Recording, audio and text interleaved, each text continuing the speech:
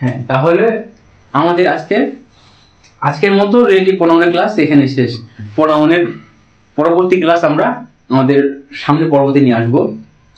এখন আসলে আজকে এটা আমার প্রথম ক্লাস, তাই আমি চাচ্ছিলাম না যে বেশি ক্লাস নিতে, কারণ বর্তমানে ইয়াং জেনারেশন সমস্যা কি জানেন? আমি তো ইয়াং। এখন ইয়াংরা কি করছে, সবকিছুতে ফান খুঁজে। দেখেন একটা ছেলে, সে ইনস্টাগ্রামে রিলস দেখতেছে, মজা পাচ্ছে, টিকটক দেখতেছে, মজা পাচ্ছে, চ্যাটিং করতেছে, মজা পাচ্ছে, কিন্তু সে ক্লাসে কখনো মজা পায় না। এই জন্য ক্লাস করতে আগ্রহ তারা হারিয়ে ফেলে। তাই আজকে আপনাদের বেশি আগ্রহ হারানোর মতো ক্লাস আমি করাবো না, একটা 10টা গল্প করে আমরা ক্লাস শেষ করে দেবো। এই গল্পটার নাম হলো honesty is the best policy, সততার সর্বোচ্চ পন্থা। এবং এই গল্পটার নাম এটা আছে ঠিকই, এটা হচ্ছে একটা প্রবাদ বাক্য, তবে গল্প হলো যে সততার পুরস্কার। একটা সৎ ব্যক্তির পুরস্কার কেমন হতে পারে সেটা একটা বাস্তব গল্প। এটা কোনো গল্প না, এটা বাস্তব, এটা ঘটনা। তো আমরা তো ব্রিটেনের যুক্তরাজ্যের নাম শুনেছি, তাই না? যুক্তরাজ্য বলতে 4টি দেশকে বোঝানো হয়: ইংল্যান্ড, ওয়েলস, স্কটল্যান্ড এবং নর্দার্ন আয়ারল্যান্ড। তো ঘটনাটা হলো স্কটল্যান্ডের একটা ঘটনা। স্কটল্যান্ডের একটা রাজা ছিল, যে রাজাটার নাম এক্সাক্ট আমার মনে পড়তেছে না। তো তার সন্তান আছে, 2টা ছেলে সন্তান আছে, কিন্তু সে তাদের মধ্যে কাউকে রাজা বানাতে চাচ্ছে না। কারণ কি? তাদের মধ্যে সততার অনেকটা ঘাটতি। কারণ সে মনে করে পৃথিবীতে সৎ ব্যক্তিটাই সেরা পুরস্কারটা পাওয়া দরকার। তো তিনি কি ডিসিশন নিল যে এই রাজ্যে যে সৎ ব্যক্তি তাকে আমি আমার পরবর্তী রাজা বানাবো। দেখেন, আমরা যদি জালিয়াতি করি বা 2 নম্বরই করি, যাকে বলা হয় ধোঁকাবাজি করি, তাহলে আমাদের পুরস্কারটা হবে লিমিটেড। সাপোজ আমি আমার বন্ধু মাহফুজ, সে আমাকে 500 টাকা ধার দিল, তো আমি তার 500 টাকা বললাম, এই তুই কথা আমাকে টাকা ধার দিয়েছিস, তো আমি পাবো কি? জাস্ট 500 টাকাই পাবো। আমি তার সাথে মানে জালিয়াতি করলাম, তার আমার বেনিফিটটাও লিমিটেড 500 টাকা। কিন্তু আমাদের গল্পটা রয়েছে যে আমরা যদি সৎ থাকি তাহলে আমার পুরস্কারটা কেমন আনলিমিটেড হবে সেটা। কারণ শিক্ষিত মানুষ সেই হয় যার মধ্যে সততা থাকে। সৎ ব্যক্তি ছাড়া তাকে সেই শিক্ষার কোনো দাম আছে বলে তো আমি মনে করি না। তো দেখেন, কি ডিসিশন নেওয়া হলো যে কাকে রাজা বানানো যাবে। তো তখন রাজা তার রাজগুরু যিনি আছে তার সাথে আলোচনা করলো যে কিভাবে একটা সৎ ব্যক্তি নির্বাচন করব। তো রাজগুরু বলল যে তুমি এই কাজ করো। কি কাজ করবো গুরু? তুমি তোমার রাজ্যের যত 18 থেকে 24 বছর বয়সের যুবক আছে তাদেরকে তুমি একদিনে তোমার রাজসভায় হাজির করো, তাদেরকে টেস্ট নিব। আচ্ছা ঠিক আছে, রাজার কথা ঢেড়া পিটিয়ে দিল, বলে দিল যে আসবে না, তাকে এবং তার পিতামাতাকে কর্তা নেওয়া হবে। জানের ভয়ে এবং লালসাতে সবাই এসে রাজদরবারে হাজির। একটা ব্যক্তি ছিল যে ছিল কুমার, যিনি হাঁড়ি পাতিল তৈরি করতো, মাটির হাঁড়ি পাতিল। তো তার একটা ছেলে আছে, তার বয়স 22 বছর, ঠিক আমার মতো। তো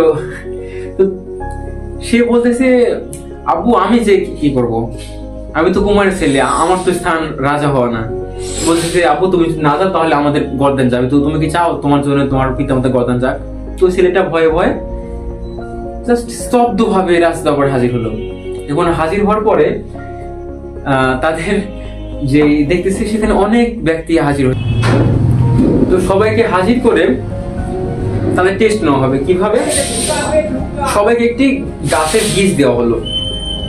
বীজ দিয়ে বলা হলো যে এই বীজ থেকে যার চারা গাছটা ভালো হবে তাকে এই রাজ্যে স্কটল্যান্ডের রাজা বানানো হবে।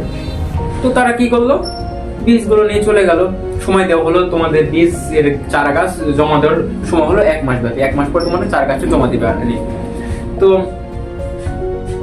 দেখা গেল যে ওই রাজ্যে যতগুলো যুবক ছিল তারা ওই যে কুমারের ছেলে তার বাসা থেকে ফুলের টপ গুলো, ফুলের গাছ লাগানো যে টপ থাকে সেগুলো সব কিনে নিয়ে চলে গেছে। একটা টপ পড়ে আছে, ভাঙা টপ। তো বলতেছে যে আমি তাহলে কোথায় এই বীজটা বপন করবো, চারা গাছটা কিভাবে তৈরি করব? আর যদি আমি নতুন ভালো টপ তৈরি করতে চাই তাহলে কাদা সেনে একটা ফুলদানি তৈরি করে তাকে শুকাতে হবে, তারপর পুরাতে হবে, তারপরে কিন্তু তাকে গাছ লাগানো যাবে। তো এটা 4-5 দিনের একটা ব্যবধান। তো তার মধ্যে তো সে পিছিয়ে পড়ে যাবে। 4-5 দিন অন্য যারা আছে তাদের গাছ গ্রো করতে শুরু করবে। তো সে কি করলো, ভাঙা পাতিলে সে তার বীজটা রোপণ করলো।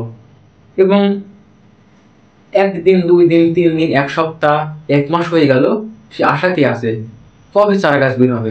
দুর্ভাগ্যবশত তার টপ থেকে চারা গাছ বের হলো না। এবং 1 মাস পরে আবার সেই রাজার পেয়াদা তারা ডাক দেওয়া হলো যে যাদের ফুলের চারা গাছটা মানে ঠিকঠাক মতো গাছ বেড়েছে তারা সেটা নিয়ে রাজদরবারে হাজির হও। এবং যে যে আসছিল সে আবার হাজির হবে। এর মধ্যে যদি কেউ ছাড়া পড়ে তাহলে তাকে এবং তার পরিবারকে গদ্দান নেওয়া হবে। তো ওই ভয়ে ওই কুমারের ছেলেটাও সাথে সাথে গেল জানের ভয়ে।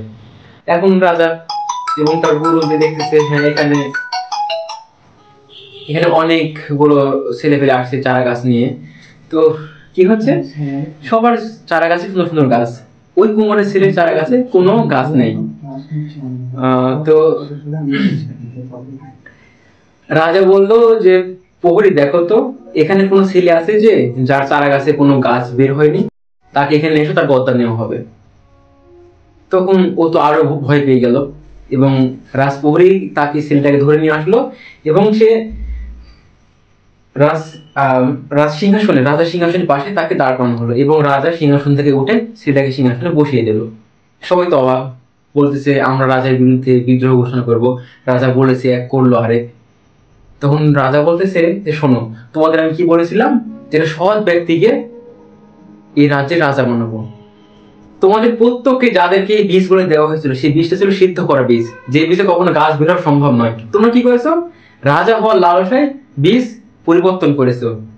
আর এ কি করেছে, সে নিজের কর্মে নিষ্ঠাতে সে সৎ থেকে সে কোনো কিছু পরিবর্তন করেনি, কারণ তার উদ্দেশ্য রাজা হওয়া না, তার উদ্দেশ্য হলো সততা।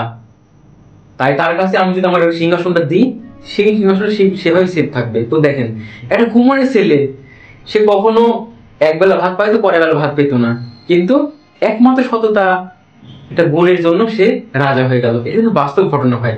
তো অ্যাজ এ টিচার আপনাদের পরামর্শ থাকবে, বি অনেস্ট, ভালো থাকবেন, ভালো রাখবেন। বেঁচে থাকলে আমার পূর্ণামনির আগামী ক্লাসে দেখা হবে ইনশাআল্লাহ। আল্লাহ হাফেজ।